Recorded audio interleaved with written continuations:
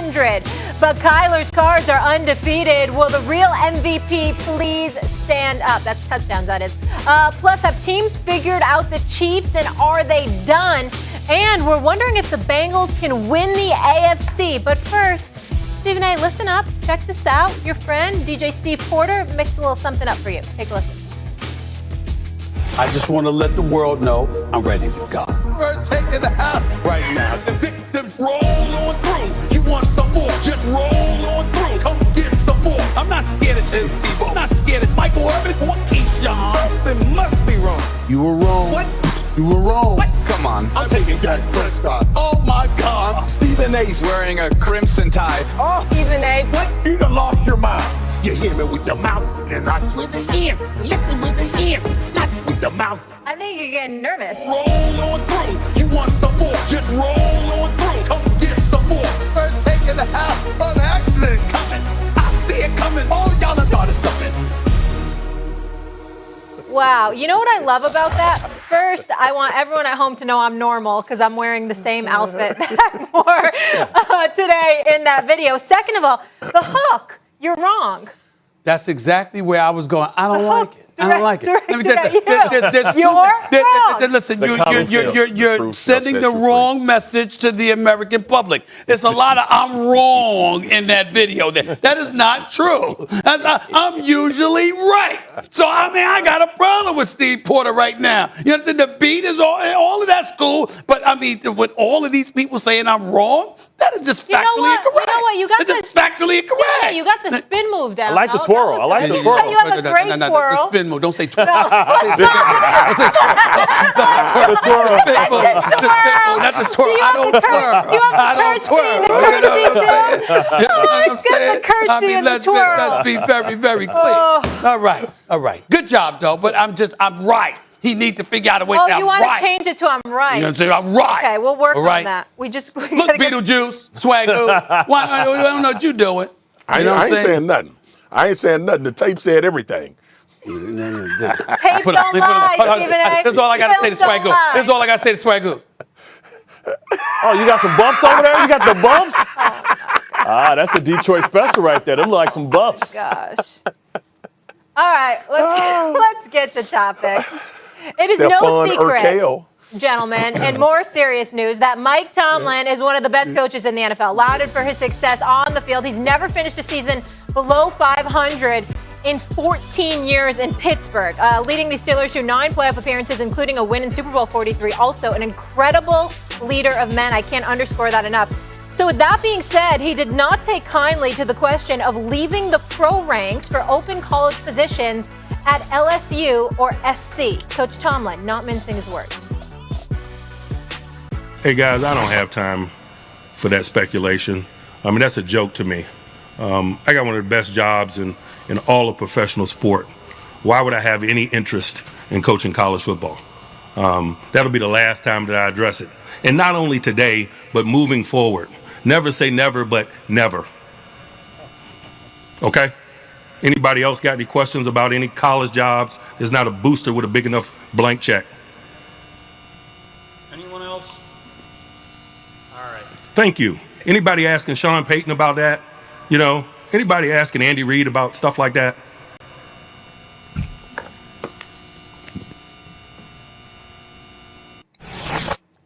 There ain't a booster with a big enough blank check. Just play that on a repeat for me. Bart, I want to start with you here. Yeah.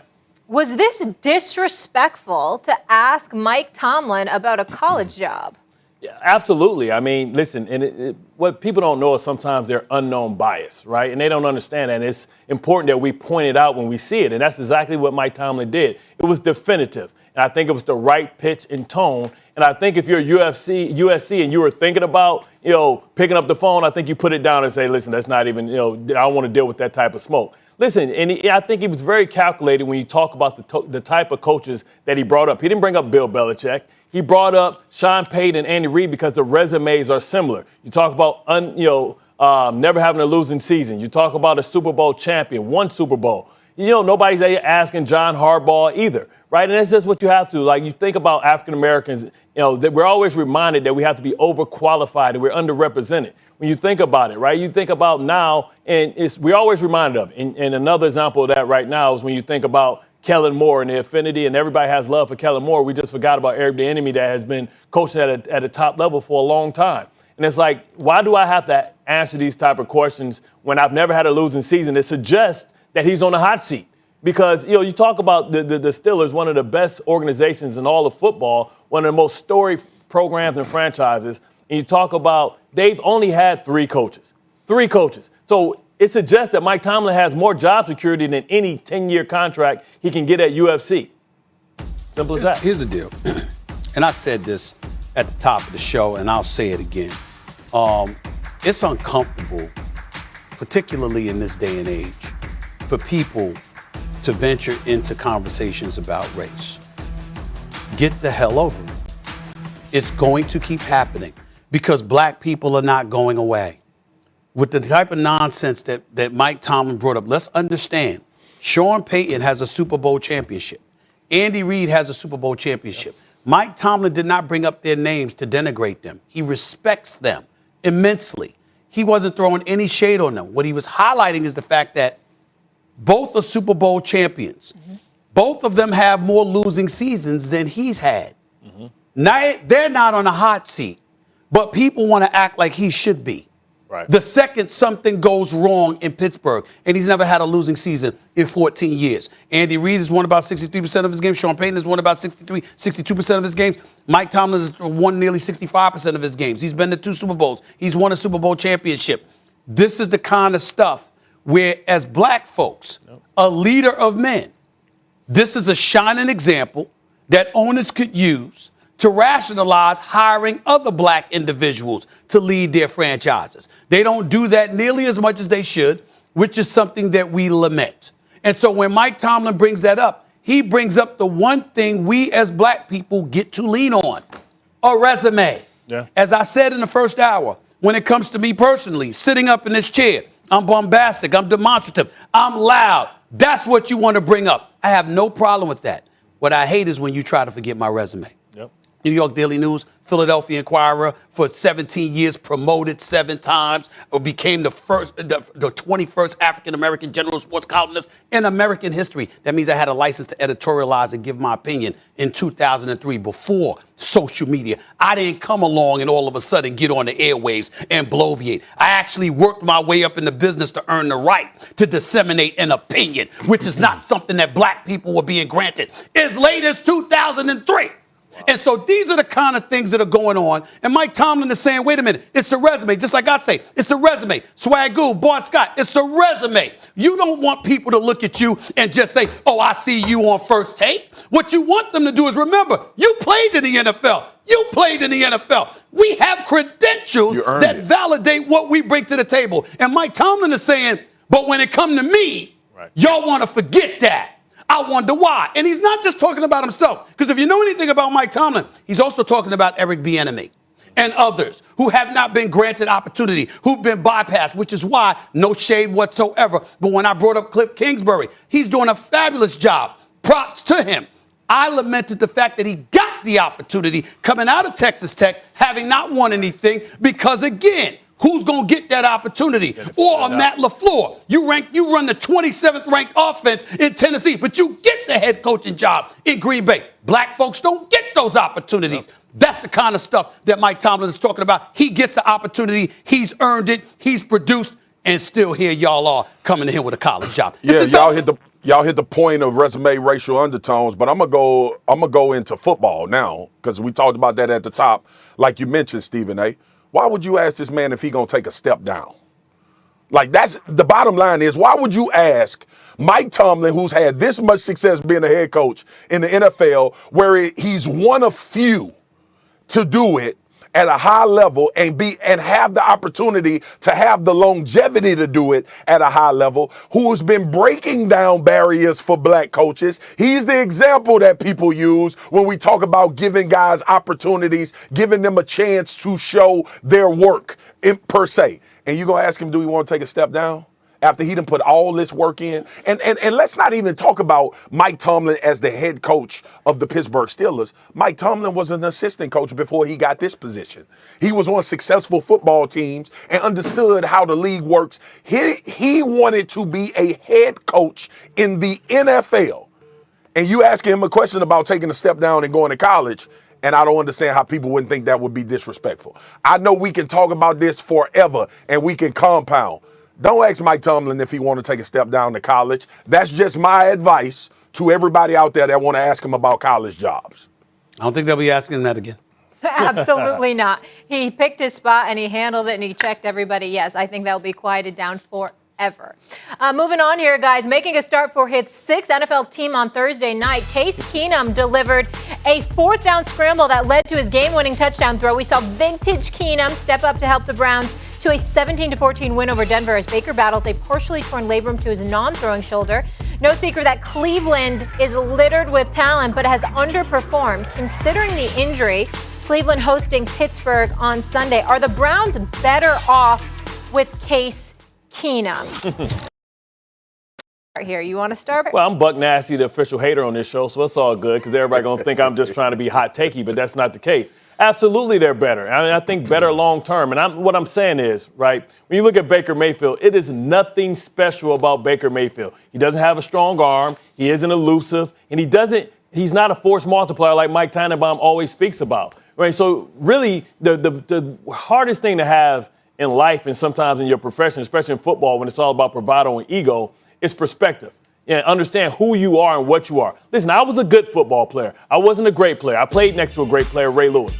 Baker Mayfield needs to realize who he is and what his limitations are, because if he wants to be the quarterback for the Cleveland Browns, he's going to have to make sure that contract is about $30 million, which is tremendous that he can make $30 million with his ability. But he's not a guy, when you look at other teams on the sideline, that you're saying that he's going to be special. He's not a guy that you think that when he has the ball in his hands that he's going to win the championship. He has two of everything. Like I said last year, before his wife came at you, Stephen A., he does less with more than any quarterback in football. And I always say this when I come on this show.